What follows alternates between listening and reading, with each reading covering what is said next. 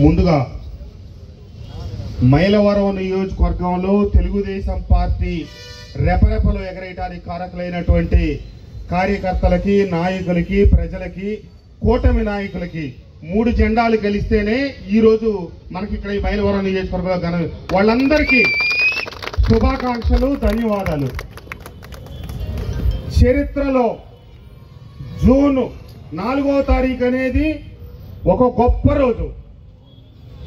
ఎందుకంటే మనం దీపావళి చూస్తే ఒక రాక్షసుడికి వ్యతిరేకంగా జరిగిన రోజు ఆ రోజు, కాబట్టి దానికి అన్ని పండగ చేసుకుంటాం. అదే రకంగా జూన్ 4వ తారీఖు కూడా దరిద్రం వదిలిన రోజు, మంచి జరిగిన రోజు, కూటమి అధికారంలోకి వచ్చిన రోజు, తన పదవే శాశ్వతం అనుకొని కన్ను మిన్ను కనపడకుండా చేసిన అరాచకాలకి రాష్ట్ర ప్రజలు ఇచ్చిన తీర్పే జూన్ 4వ తారీఖు. చెప్పు తీసుకొని జనం సమాధానం చెప్పినా సిక్కు సెరవ లేకుండా ఈరోజు అందరికీ జీవితాల్లో రకరకాల రోజులు వస్తాయి. పెళ్లి రోజు, పుట్టినరోజు, లేకపోతే పార్టీ. కానీ ఏమి జరిగిందని చెప్పి ఈరోజు వెన్నుపోటు దినోత్సవం అని చెప్పి పిలిపించారంటే వాళ్ళ మానసిక స్థితి అది. పోయి బెంగళూరులో పడుకోవటం, రావటం ఒక 2 రోజుల పాటు, ఇక్కడికి వచ్చి వాళ్ళ నాయకులు కూర్చోబెట్టడం, రెచ్చగొట్టడం, వదిలిపెట్టడం. ఆ తర్వాత ఈరోజు కూడా మన నియోజకవర్గంలో కూడా చూసాం. మాట్లాడిన దాని మీద మన చుట్టకుదురు శ్రీని దగ్గర నుంచి మన చిట్టిబాబు గారి దగ్గర నుంచి అందరూ ప్రెస్ మీట్ పెట్టి మాట్లాడారు. నేను మీకు ఒకటే చెప్తా ఉన్నానబ్బా, మీరు ఎక్కువ ఆవేశపడకండి. ఎవరేంటి అన్నది మైలవరం నియోజకవర్గ ప్రజలకి, రాష్ట్ర ప్రజల మొత్తానికి తెలుసు. జీవన్మృతుల గురించి మనం ఎక్కువ ఆలోచించాల్సిన పనిలే. మనం ప్రతి బజార్లో, ప్రతి వీధిలో మనకి రోజు కుక్కలన్నీ ఎదురవుతానే ఉంటాయి. అవి పక్కన వచ్చి మొరుగుతానే ఉంటాయి, కరవబోతాయి, అరవబోతాయి, ఏదో చేస్తూ ఉంటాయి. మనం అరిగిన కుక్కకి, అరిసిన కుక్కకి, మురిగిన కుక్కకి ప్రతిదానికి సమాధానం చెప్పాల్సిన పనిలే. ఆ సమాధానం ప్రజలు చెప్పారు. ప్రజలు చెప్పే సమాధానం అది ఎప్పటికీ శాశ్వతం. కాబట్టి ఈ మురిగే కుక్కలు, ఈ అరిసే కుక్కలు అవన్నీ మనకి పెద్ద లెక్కలై కావు. చంద్రబాబు నాయుడు గారు అనే వ్యక్తి ఈ భారతదేశంలో సీనియర్ రాజకీయ నాయకుల్లో ఒకళ్ళు. ఈ భారతదేశ జరుగుతున్న అభివృద్ధిలో ఒక భాగస్వామి. భారతదేశాన్ని మలుపు తిప్పిన సంఘటనలో ఆయన ఒక సూత్రధారి, ఆయన ఒక కీలక పాత్రధారి. ఎందరో మహానుభావులు వాళ్ళ హయాంలో వాళ్ళ పనులు చేసుకెళ్లారు. మనం ఒకళ్ళని ఎక్కువ, ఒకళ్ళని తక్కువ అనొద్దు. వాళ్ళకున్న అవకాశాల మేరకు వాళ్ళు కొన్ని ప్రారంభించారు. కానీ ఒక వ్యక్తికి ఒక ముఖ్యమంత్రి పదవి, ఒక్క అవకాశం నాకు ఇవ్వండి అంటే ఈ రాష్ట్రంలో ఉన్న ప్రజల 151 సీట్లు ఇస్తే ఏం చేశాడో మీరు అందరూ చూశారుగా.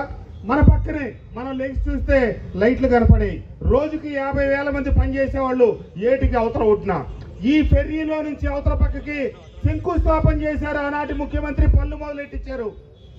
అధికారంలోకి ఒక్క అవకాశం ఇవ్వమని వచ్చి వ్యక్తి ఏం చేశాడు మనం మన కళ్ళెదురు చూసాం. ఈ నియోజకవర్గ ప్రజలకి జీవనోపాధి కోల్పోయే పరిస్థితి. ఇసుక మీద ఆధారపడిన వాళ్ళని నష్టపరిచారు. ఏ ఒక్క పని సక్రమంగా జరగల. కేవలం పేదలకి బిస్కెట్లు ఇచ్చినట్టు కొన్ని సంక్షేమ పథకాలు అమలు చేస్తే నేను అధికారంలో ఉంటే చాలు. కానీ రాబోయే రోజుల్లో ఈ రాష్ట్ర భవిష్యత్తు వాళ్ళ కాళ్ళ మీద వాళ్ళ కుటుంబాలు నిలబడాలని ఆ వ్యక్తి కోరుకోలే. ఎవ్వరు ఎంత నిరుపేద కుటుంబంలో కూడా బామ్మైనా మామ్మైనా వాళ్ళ మనవడికి ఉద్యోగం కావాలని కోరుకుంది తప్పితే ప్రభుత్వం ఇచ్చే డబ్బులతో ఆ కుటుంబం శాశ్వతిస్తామంటే తొలి విడత ఇవ్వటం జరిగింది. అలాగే రేపు స్కూళ్లు ప్రారంభం అవటానికి ముందు తల్లికి వందనం పేరుతో ఎంతమంది బిడ్డలుంటే అంతమందికి 15,000 చొప్పున అందరికీ వేస్తామని చెప్పిన తర్వాత వీళ్ళు చేసిన ఆర్థిక విధ్వంసాన్ని సరిచేసుకుంటా ఏ పని చేయాలన్నా కాంట్రాక్టర్ ముందుకు రాని స్థితి నుంచి వాళ్ళందరికీ చెల్లింపులు చేసి ఉద్యోగస్తులకు ఒక్కరోజు కూడా సరైన సమయంలో ఆ నెల మొదట్లో జీతం రాని పరిస్థితి నుంచి 1వ తారీఖున క్రమబద్ధంగా జీతాలు ఇచ్చి అన్ని ఆర్థిక అస్తవ్యవస్థల్ని సరిదిద్దుకుంటా వస్తా ఉంటే చూడలేక విద్రోహ దినమని, వెన్నుపోటు దినమని రకరకాల పేర్లు పెట్టి ఏదో బతుకుదామని, చలామణి అవుదామని చెప్పి ఈరోజు చేస్తా ఉన్న ఎన్ని ప్రజలు గమనిస్తారు. ఖచ్చితంగా ఈ రాష్ట్ర అభివృద్ధి కూటమి నాయకులతో, చంద్రబాబు నాయుడు గారి నాయకత్వంలో, పవన్ కళ్యాణ్ గారి సహకారంతో, నరేంద్ర మోడీ గారి ఆశీస్సులతో మన రాష్ట్రం అభివృద్ధి చెందుతుంది. దిగజారిపోయిన స్థాయి నుంచి మళ్ళీ ఖచ్చితంగా అభివృద్ధి పరంగా భారతదేశంలో ప్రముఖ స్థానానికి చేరుకోవటం తథ్యం అని చెప్తూ, మధ్యలో అప్పుడప్పుడు బెంగళూరు నుంచి వచ్చి ప్రేలాపనలు మాట్లాడి వెళ్ళేవాళ్ళు, సంవత్సరానికి ఒకసారి ఇళ్లలోంచి బయటకు వచ్చేవాళ్ళు. వీటన్నిటి గురించి మనం పెద్ద పట్టించుకోవద్దు. మనం ప్రభుత్వానికి, ప్రజలకి ఇక్కడ అనుసంధానం. మనం అందరం నిరంతరం ప్రజల కోసం పనిచేద్దాం, ప్రజల కోసమే పాటుపడదాం. వాళ్ళు ఇచ్చిన గౌరవాన్ని, వాళ్ళు ఇచ్చిన మర్యాదని, వాళ్ళు ఇచ్చిన అధికారాన్ని వాళ్ళ కోసమే ఉపయోగిద్దామని చెప్పి, గతంలో ఏ రకంగా అయితే దుర్వినియోగం చేశారో ఇక్కడున్న ప్రజలందరూ చూశారు. డొక్కు కార్ల స్థానంలో పెద్ద కొత్త కార్ల ర్యాలీలు పెట్టుకొని నడిచే దగ్గర నుంచి, కూలిపోయే ఇళ్ల నుంచి రాజభవనాలకు మారటం ప్రజలందరూ కళ్ళతో చూశారు. నిక్కర్లు వేసుకున్న వాళ్ళని ఈరోజు సూట్లు వేసుకొని కూడా చూశారు. కాబట్టి వాళ్ళు మాట్లాడే ఏ మాటకి విలువ లేదు. వాళ్ళకి ఆ దిగజారిన వ్యక్తులతో వాళ్ళ నోట్లో నోరు పెడితే పోయేది మన గౌరవం, మన మర్యాదే. నీతి లేని, జాతి లేని, విలువ లేని, సంస్కారం లేని వీధి కుక్కలతో మీరు ఎవ్వరూ పంచాయతీ పెట్టుకోవద్దు. కాలమే నిర్ణయిస్తుంది. అందరి గురించి ఈ మైలవరం నియోజకవర్గంలో ప్రతి వ్యక్తికి తెలుసు. కాబట్టి ఇంతటి ఘనమైన విజయాన్ని అందించిన ఈ ప్రాంత ప్రజానీకానికి, ఈ ప్రాంతానికి కూటమి నాయకులు మేము చెప్పేది ఒకటే, తప్పకుండా నిరంతరం ఈ ప్రాంత అభివృద్ధి కోసం, ప్రజల సంక్షేమం కోసం కృషి చేస్తాం, పని చేస్తామని చెప్పి ఈ సందర్భంగా తెలియజేస్తూ, మీరందించిన ఆ విజయాన్ని వినమ్రతతో, గౌరవంతో స్వీకరించి సంవత్సర కాలం నిరంతరం పనిచేస్తూనే ఉన్నాం.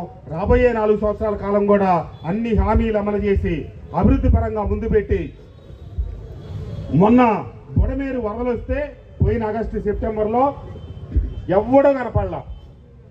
15 రోజుల పాటు తెలుగుదేశం, జనసేన, బీజేపీ ప్రతి కార్యకర్త, ప్రతి నాయకుడు నిద్రపోకుండా ప్రజలకు సేవలు అందించాం.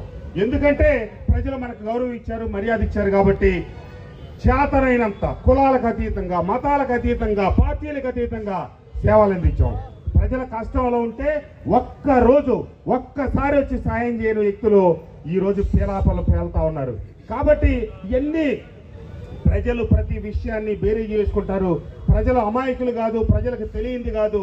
కాబట్టి దయచేసి మనం ప్రజలు ఇచ్చిన ఈ విలువైనటువంటి విషయాన్ని గౌరవంగా స్వీకరించి ముందుకు సాగుదామని చెప్పి తెలుగుదేశం, జనసేన, బీజేపీ కుటుంబ సభ్యులందరికీ తెలియజేస్తూ, మరొక్కసారి మీ అందరికీ నా హృదయపూర్వక ధన్యవాదాలు, నమస్కారాలు తెలియజేస్తూ, జై తెలుగుదేశం, జై జనసేన.